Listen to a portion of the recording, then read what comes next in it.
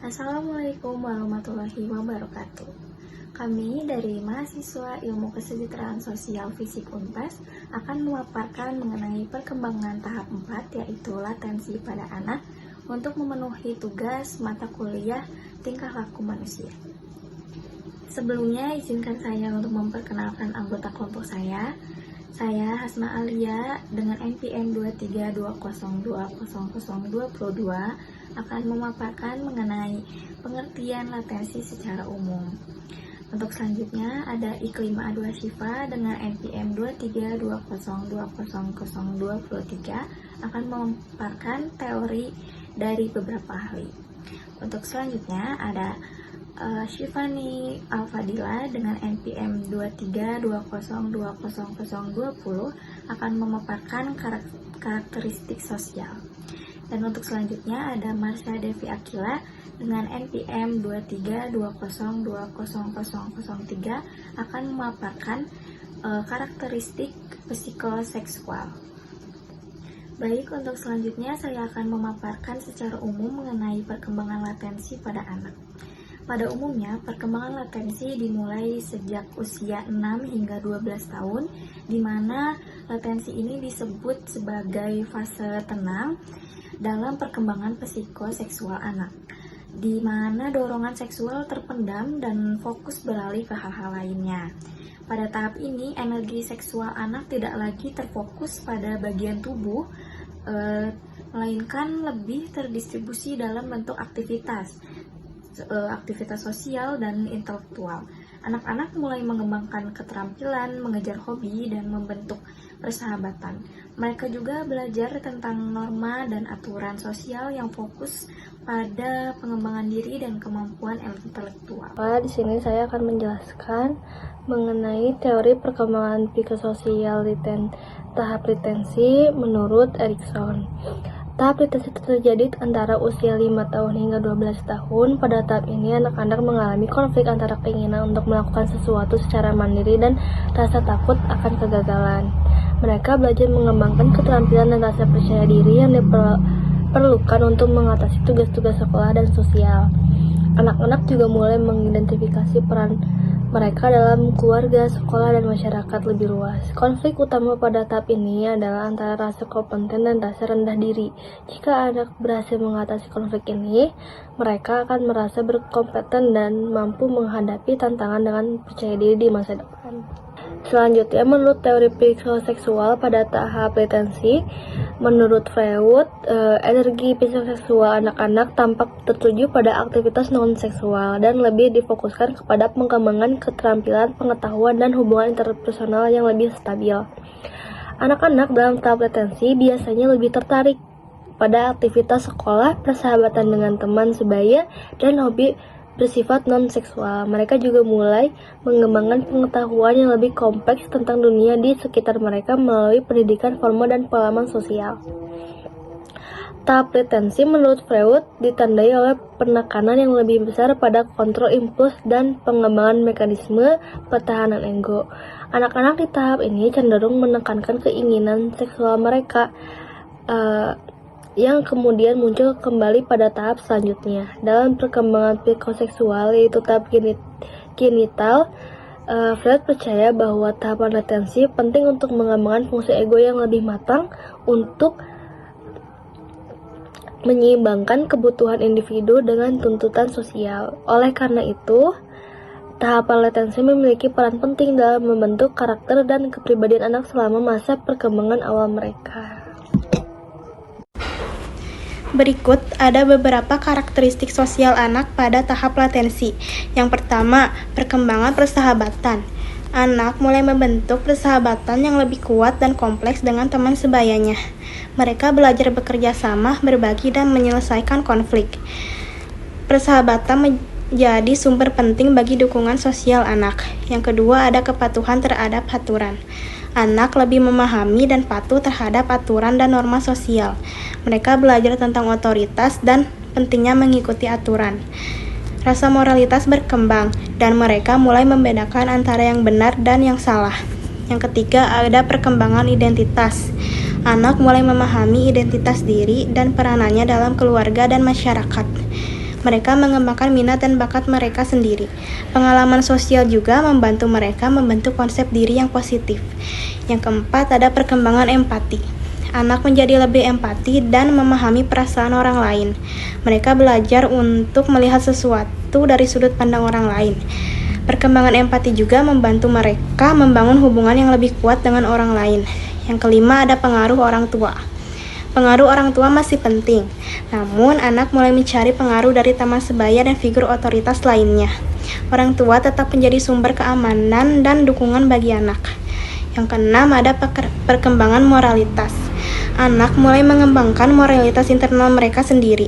Mereka belajar tentang nilai-nilai seperti kejujuran, keadilan, dan kebaikan.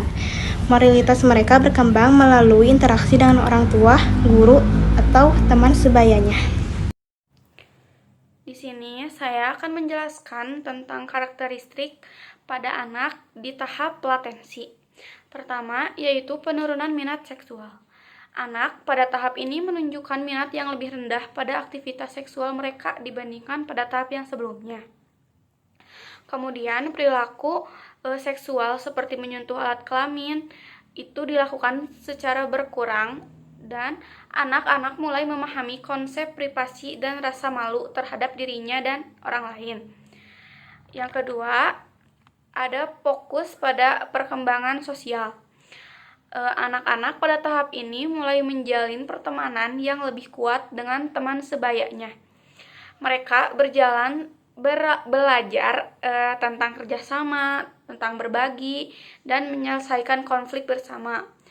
Dan juga melakukan permainan dan aktivitas sosial yang mereka lakukan menjadi lebih penting. Yang ketiga, yaitu perkembangan kognitif. Anak pada tahap ini mulai mengembangkan kemampuan berpikir abstrak dan logisnya. Mereka mulai belajar di sekolah dengan rajin dan tekun, juga mempelajari berbagai keterampilan baru dan hal-hal baru. Kemudian, rasa ingin tahu dan minat belajar semakin meningkat pada tahap latensi ini. Yang keempat, yaitu perkembangan moral. Anak pada tahap ini mulai memahami aturan dan norma sosialnya. Mereka mulai mengembangkan rasa bersalah, rasa malu ketika melakukan suatu kesalahan. Dan moralitas dalam diri mulai terbentuk. Yang kelima, ada identifikasi gender. Anak-anak pada tahap ini mulai mengidentifikasi diri mereka sendiri dengan orang lain yang berbeda jenis kelamin. Mereka sudah mulai berperilaku sesuai dengan norma gender yang berlaku. Minat dan prestasi terhadap aktivitas dan bermain mulai menunjukkan perbedaan berdasarkan jenis kelamin. Jadi, pada tahap ini, jika anak-anak perempuan akan bermain dengan anak-anak perempuan, anak laki-laki akan bermain dengan anak laki-laki. Dan di situ tuh menunjukkan perbedaan jenis kelamin mereka. Terus, pada perkembangan psikoseksual ini tuh setiap anak berbeda-beda. Jadi anak-anak mungkin akan menunjukkan karakteristik terhadap latensi lebih awal ataupun lebih lambat dari orang lain. Terus orang tua dan juga guru tuh dapat membantu anak-anak berkembang dengan baik pada tahap latensi. Jadi lingkungan yang baik, pertemanan yang baik itu akan membentuk karakteristik anak tersebut. Contohnya beberapa perilaku anak pada tahap latensi ini tuh anak perempuan bermain dengan boneka, berpura-pura menjadi ibu, anak laki-laki bermain mobil-mobilan, berpura-pura menjadi pahlawan super. Terus anak-anak bermain dengan teman sebayanya, membuat aturan-aturan mereka sendiri. Mereka mulai tertarik pada hobi dan aktivitas baru yang mereka lakukan. Mereka mulai bertanya mengenai moral dan nilai. Saya akan menampilkan satu video yang berkaitan dengan teori latensi di tingkat umur 11 hingga 12 tahun. Pulang sekolah yang baru sudah salamnya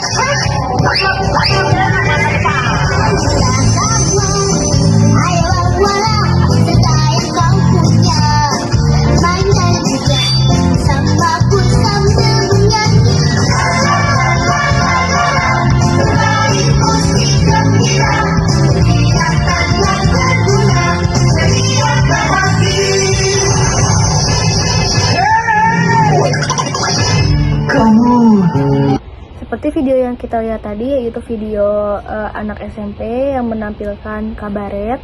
Di situ mereka menampilkan peran yang berbeda gitu. Dalam peran-peran yang berbeda itu mereka akan belajar mengenai keterampilan, kemampuan dalam belajar peran, keterampilan sosial, yang dimana mereka harus bersosialisasi, berinteraksi dengan teman-teman yang lainnya. Nah, di sini membuktikan bahwa teori tersebut benar adanya, karena ketika mereka melakukan tampil kabaret ini, mereka mendapatkan pembelajaran gitu. Mereka juga mendapatkan aktivitas sosial, aktivitas yang dimana itu menjadi pengembangan diri mereka. Seperti itu.